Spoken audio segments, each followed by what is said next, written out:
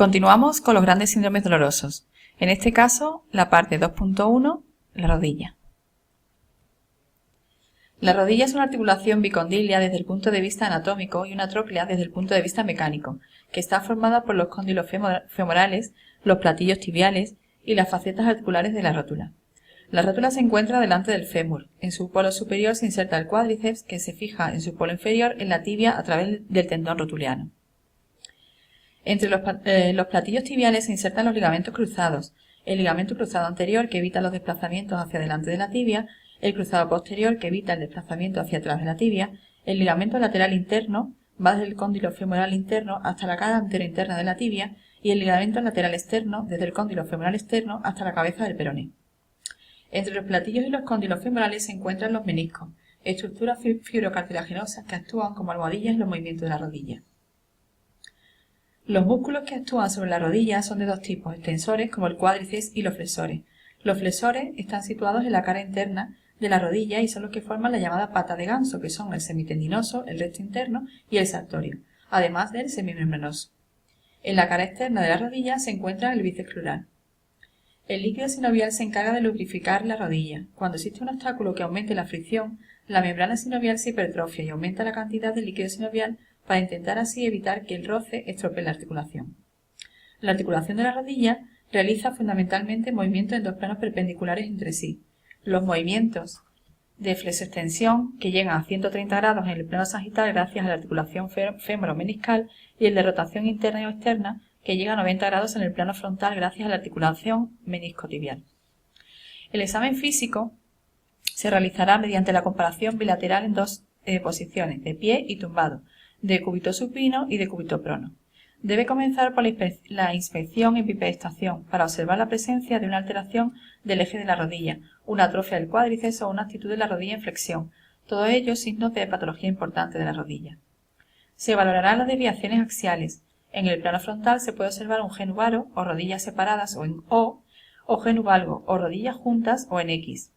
En el plano lateral, el genu recurvatum, es decir, rodillas hacia atrás, o el genu flexum, es decir, rodillas hacia adelante. Luego observaremos la marcha para comprobar si existe inestabilidad en el apoyo monopodal o claudicación antiálgica. Por último, debemos explorar estructuras específicas como meniscos, ligamentos y rótulas. Lo siguiente será la palpación. Comprobaremos la temperatura local, que estará aumentada en procesos inflamatorios, y los pulsos distales. Buscaremos puntos dolorosos, preferentemente en inserciones de ligamentos colaterales, interlíneas articulares o hueco popliteo. El punto de inserción de los tendones de la pata de ganso en la cara interna de la tibia es positivo en la bursitis anserina y los trastornos estáticos del miembro inferior. Y exploraremos determinados signos como el signo del cepillo, que consiste en la percepción de crujido o roce de la rótula sobre la tróclea femoral, junto con el dolor en la artrosis femoropatelar. La compresión de la rótula sobre los cóndilos femorales en el plano frontal produce dolor en el caso de la condromalacia, en las lesiones del cartílago articular y en la artrosis de la rodilla. En el signo de choque o peloteo rotuliano, si hay derrame notaremos que la rótula se hunde al palparla, percibiendo el choque entre ella y los cóndilos femorales. Luego pasaremos a valorar el estado muscular. La atrofia más frecuente de instauración rápida es la cuadricipital, sobre todo a expensas del vasto oblicuo interno, y suele ser secundaria a la inmovilidad.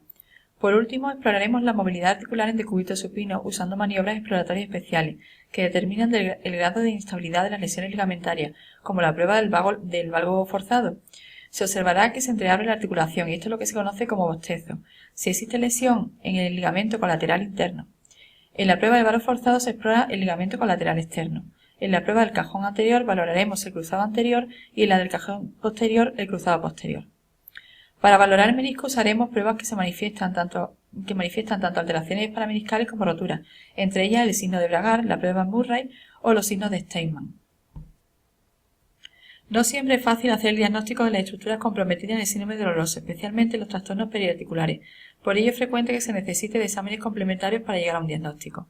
Además de la radiología convencional, tenemos el examen del líquido sinovial. El líquido obtenido mediante artrocentesis o punción evacuadora puede aportarnos información para orientar el diagnóstico.